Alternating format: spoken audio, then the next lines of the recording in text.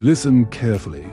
Before Kenya had borders, before maps learned our names, before the whistle of the railway split the silence of the land, there was a people who measured time not by clocks, by cattle, by floods, by the rising and falling of Lake Nile. And when a Luo elder speaks of the past, he does not say long ago. He says, when the world was still listening. This is the story of the Luo of Kenya, a people of movement and memory, of sharp tongues and sharper minds, of loyalty tested and betrayal remembered. A people who would later become feared in politics, loved in music, and misunderstood everywhere else.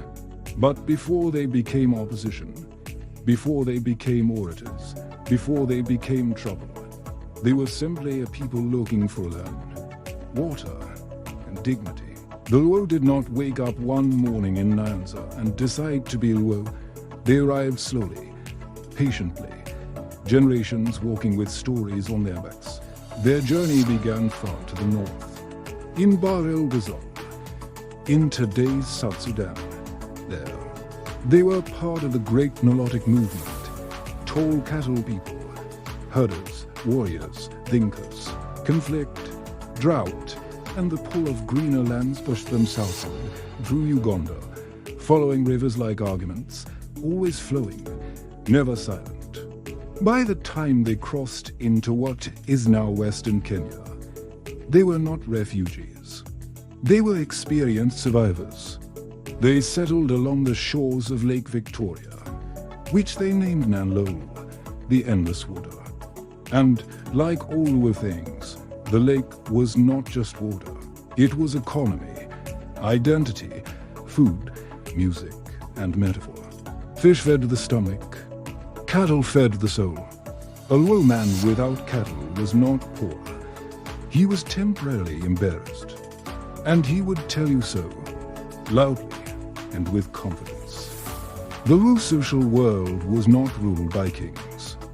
It was ruled by words. Clans mattered, lineage mattered, but above all, reason mattered. Councils of elders debated endlessly. Warriors listened. Seers interpreted dreams, and everyone had an opinion, even when no one asked. If you ever wonder why Luo politicians love microphones, remember this. The Luo were debating public policy before parliaments existed. Their economy was practical and adaptive. Fishing along the lake, cattle inland, trade with. Neighbors, the Laya, the Gusi. Even distant caravans passing through. Ironworking existed. Craftsmanship thrived. And hospitality was sacred, though hospitality did not mean silence. A visitor could be welcomed warmly, fed generously, and argued with fiercely, all in the same afternoon. And humor, humor. The Luo laughed at themselves before anyone else could. They teased authority. They questioned tradition. A Luo elder could dismantle your argument without raising his voice, then laugh and offer you food. This confidence would later be mistaken for arrogance. But long before colonialism, the Luo already knew who they were. Then strangers began appearing. Arabs, Swahili traders, missionaries with books and certainty. Early explorers who wrote about the Luo as proud, stubborn, and too fond of debate. They were not wrong. The Luo listened. They asked questions. They adopted what made sense. They rejected what did not. And then came a stranger that did not ask permission. Steel rails. The British did not conquer Kenya with guns first. They conquered it with railway tracks. The Uganda Railway cut through the land like a decoration. We are staying, as it crept toward Lake Victoria. Colonial administrators followed, carrying maps, taxes, laws, and assumptions. To the British, the Luo were a puzzle. They did not have centralized kings to bribe or defeat. They argued too much to be easily bullied. And they asked uncomfortable questions like, why should we pay tax for land our ancestors are buried in? The British hated that question. But they also noticed something else. The Luo were physically strong, adaptable, curious, and surprisingly willing to travel. So while the Luo were hard to rule, they were easy to recruit. Taxes came first. Hut tax, poll tax, suddenly. Survival required money. A concept that arrived uninvited. Forced labor followed. Porters were needed to carry goods, weapons, and ambitions. Chiefs were appointed where elders once debated. Authority was reshaped, not earned, but enforced.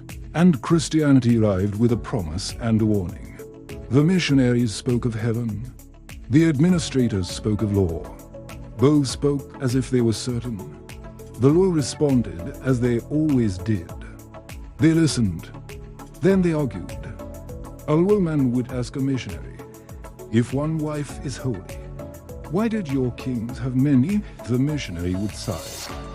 The Luo would smile. Cultural clashes multiplied. Time itself became a battlefield. The British believed time belonged to clocks. The Luo believed time belonged to people. Land became contentious. Authority became confusing. Obedience became demanded. Some Luo cooperated strategically. Others resisted quietly.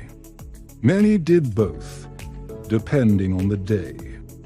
And when the First World War arrived, the British came back with a new request. Not taxes, not labor.men.